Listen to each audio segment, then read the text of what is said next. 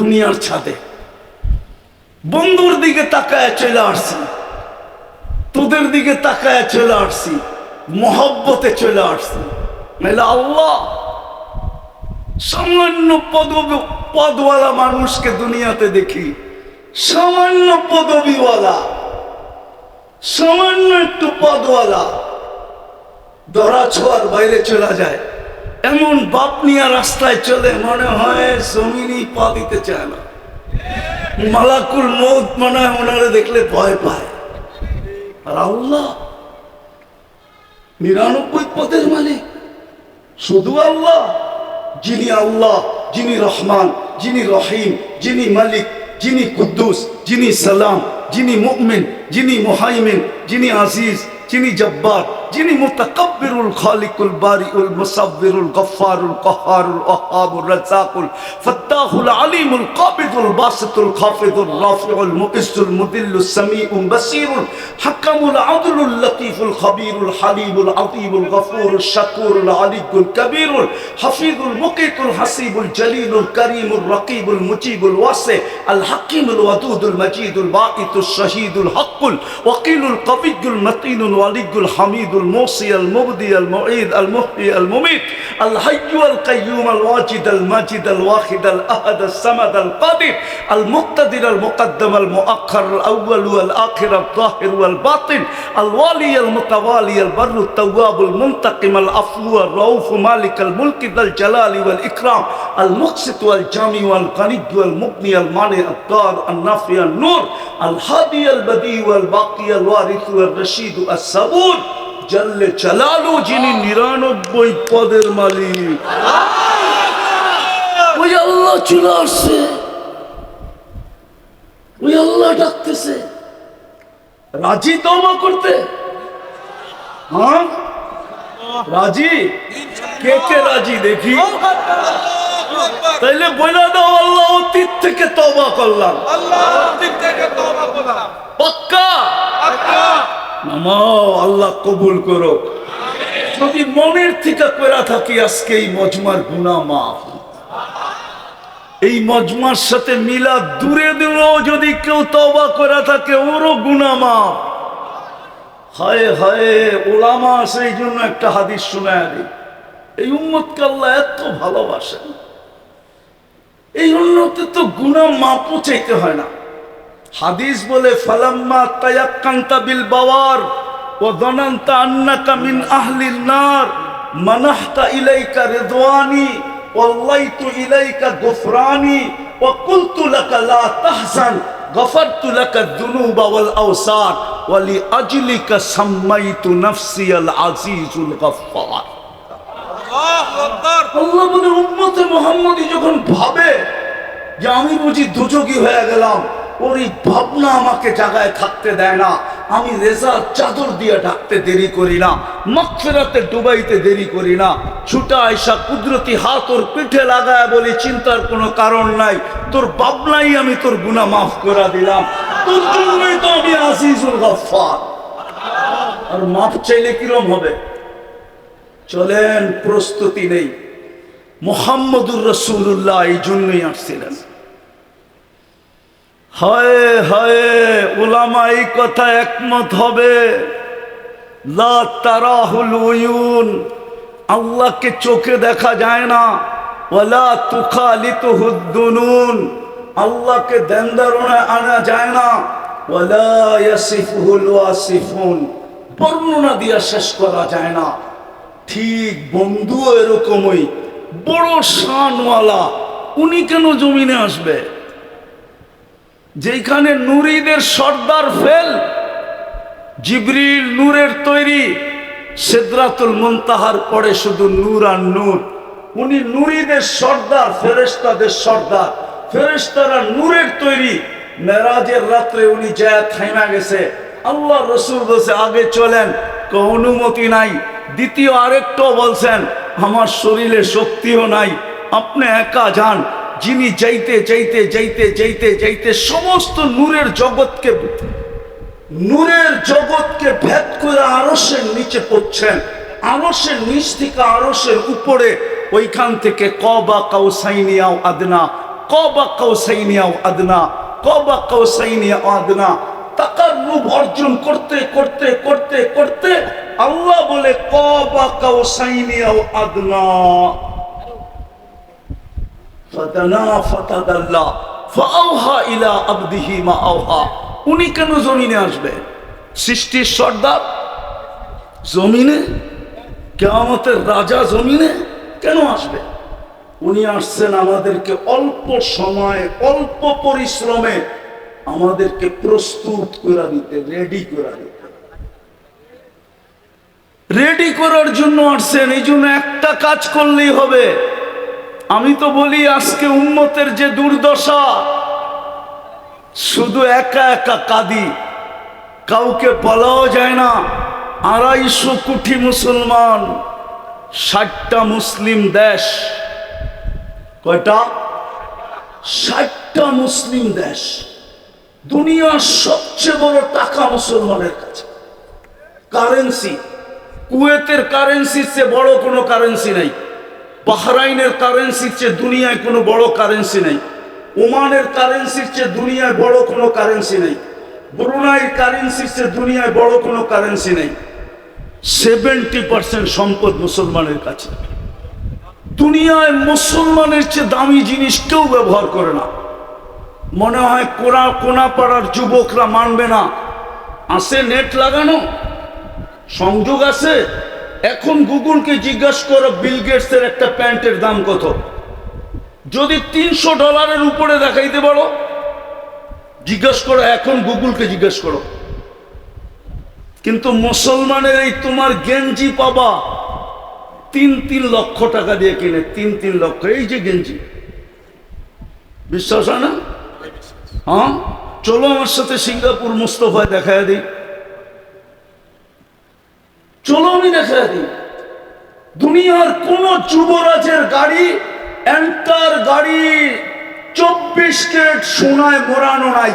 কিন্তু দুবাই যুবরাজের একাধিক গাড়ি 24 ক্যারেট সোনায় মোড়ানো। ব্রুনাইয়ের প্রেসিডেন্টের এন্টার গাড়ি সোনার পার্স। তারপরে মুসলমানের এই দুরবস্থা কেন? আগামী মাসের 7 তারিখই তো হবে 2 বছর ফিলিস্তিনের যুদ্ধের।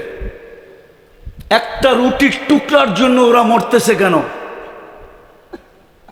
আল্লাহ মনে হয় আমাদের দিকে তার রহমতের দৃষ্টি দিতেছেন না। আর দিবে তো দিবে কি করে? বন্ধুকে তো পাঠাইছিলেন প্রস্তুতির জন্য, বড় কম সময় দিয়া, কম পরিশ্রম দিয়া। চলেন একটাই নিয়ত করি। একটাই যদি করতে পারতো এই মুসলমান 100%, তাইলে একটাই যথেষ্ট ছিল।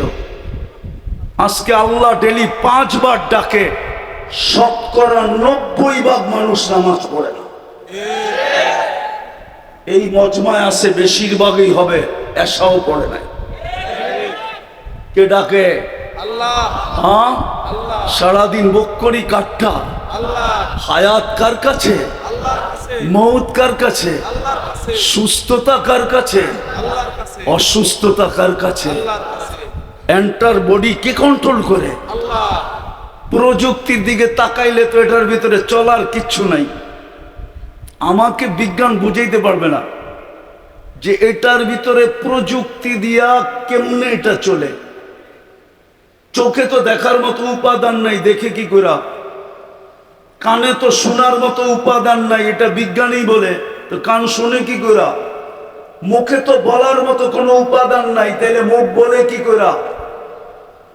হার্ট চলে বাল্ব দিয়া, বাল্ব চলে কি দিয়া? বিজ্ঞানের কাছে এটার কোনো জবাব নাই। চ্যালেঞ্জ, WHO কে জিজ্ঞেস করো যে হার্ট চলে বাল্ব দিয়া, বাল্ব কি দিয়া চলে? তো WHO বলবে নো অ্যান্সার। আমার কাছে এটার কোনো সমাধান নেই। আমার কাছে আছে, আমার কাছে। আল্লাহ চালায় তো চলে, কুদরতি টেকনোলজি দিয়া চালায়, কুদরতি প্রযুক্তি দিয়া চালায়। নাইলে চোখে এতটুক জায়গায় 13 কোটি ক্যামেরা সেট হয় কি করে? যুবক, 13 কোটি ক্যামেরার তার নিয়ে গেছেন পিছনে, তার 1.6 সেন্টিমিটার জায়গা দিয়া। একটা তার আর একটা তারের সাথে আল্লাহ লাগতে দেন নাই, লাগলে ফায়ার হবে, ফায়ার, আগুন ধরে যাবে। তুমি সব উল্টা দেখবা, ওই আল্লাহ কুদরত দিয়া দেখায়। সরিষার চেয়ে ছোট বিজ্ঞান এখনো, সরিষার আকৃতিরই এখন পর্যন্ত বিজ্ঞান ক্যামেরা বানাইতে পারে নাই। পারছে নাকি? গুগলে সার্চ দাও, গুগল খালাম মারে জিগাও না পারছে কিনা। 13 কোটি সরিষা একত্রিত করলে দেখো কত বড় একটা জায়গা লাগে। এর চেয়ে ক্ষুদ্র, শতগুণ ক্ষুদ্র ক্যামেরা বসায় দিচ্ছে, একটা করলেই হতো। চলো আজকে অঙ্গীকার করি, আজকের থেকে আর নামাজ ছাড়বো, ছাড়বো, ছাড়বো, পাক্কা। নামাও, এর চেয়ে বড় বেয়াদবি কিচ্ছু নেই, এর চেয়ে বড় নিমক হারামি কিচ্ছু নাই, এর চেয়ে বড় অকৃতজ্ঞতা কিচ্ছু নাই। যদি হইতো তাহলে পিরানে পীর এই কথা কোনোদিন লিখতেন না। আব্দুল কাদের জিলানী রহমতুল্লাহ আলাইহি লেখছে, আমি লিখি নাই। আমার বিরুদ্ধে লেখা লাভ নাই, আমি লিখি নাই, পিরানে পীর লেখছে আব্দুল কাদের জিলানী। কোথায় লেখছে ওনার কিতাব পড়লে পাওয়া যাবে, আমি নাম বলবো না কিতাবের। এত সহজ, স্টেজে বইয়া নাম লয়ে যাবেন, আমি সারা দুনিয়া ঘুরা বাড়ি করছি। না না না না, নাম তো বলে দিলাম, কে লেখছে এটা তো বলে দিলাম। আব্দুল কাদের জিলানী রহমতুল্লাহ আলাইহি লেখছেন, পিরানে পীর শুকর নাকি সকালবেলা উঠা বলে, আল্লাহ আমি এখন তাকাবো কিন্তু আমার দৃষ্টিটা যেন বেনমাজির উপরে না পড়ে। তুমি ডাকলা তারপরেও আসলো না, তো ও আমার চোখে আমার চেয়েও নিকৃষ্ট। পায়ে হাত দিয়ে বলি আজকের থেকে যেন নামাজ না ছোটে। ছুটবে?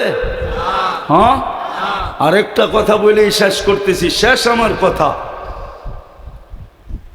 শেষ আমার কথা। যতদিন আমাদের দেশে, একটু আগেই বলছিলাম, একটা হলো মাটির নিচে আধ্যাত্মিক শক্তি লুকানো আছে, আরেকটা হলো বাহ্যিক শক্তি।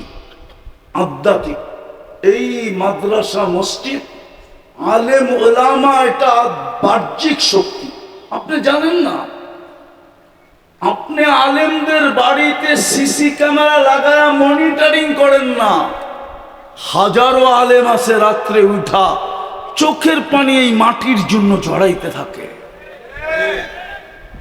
এই 3 বাহ্যিক শক্তিকে যদি আমরা টেকায় রাখতে পারি, আমার কথা লেখা রাখেন, আমি বাঁচি আর না বাঁচি, বাংলাদেশ নড়বে, চড়বে, পড়বে না, না, না। এই দেশে কোনো বিপর্যয় ইনশাআল্লাহ কেউ আনতে পারবে না। মাটি ওকে কিক মারা দিবে, কিক। এই জমিনই ওকে কিক মারবে, আমাদের মারতে হবে না। এই জমিনের ভিতরে ওই শক্তি আছে। আপনি জানেন না এই জমিনে মাদ্রাসা কখন থেকে শুরু হয়? সর্বপ্রথম মাদ্রাসা বুখারী শরীফ এই জমিনে পড়ানো হয় 1268 সনে। কত কত বছর হয়েছে? প্রায় 800 বছর। 12 থেকে 2000 কত? 800। 1268 সনে আবু তায়ামা রহমতুল্লাহ আলাইহি প্রথম মাদ্রাসা খুলছেন। সোনার গায়ে দাওরায়ে হাদিস প্রথম পড়াইছেন উনি, হাদিস প্রথম পড়াইছেন। তারপরে নিচের দিকে নামছেন 1268 সনে। বিদায় এই জমিনের একটা ইতিহাস আছে, আমরা যতদিন ধরে রাখবো ইনশাআল্লাহ এই জমিন বেঁচে থাকবে। ঠিক না? আরে বুঝাইতে পারলাম না আপনাদেরকে। এই জন্য এটাকে টিকা রাখা আমাদের দায়িত্ব। ছেলেরা আপনাদের কাছে যাবে রুমাল নিয়ে, যে যতটুকু পারেন সহযোগিতা করেন, করবেন ইনশাআল্লাহ, করতে থাকেন। আর এখন ছেলেদেরকে পাগড়ি দিব, এটা দেখতে থাকেন, তারপরে ইনশাআল্লাহ আমার শেষ। জলদি পাঠান ছেলেদেরকে, উঠাউঠি করে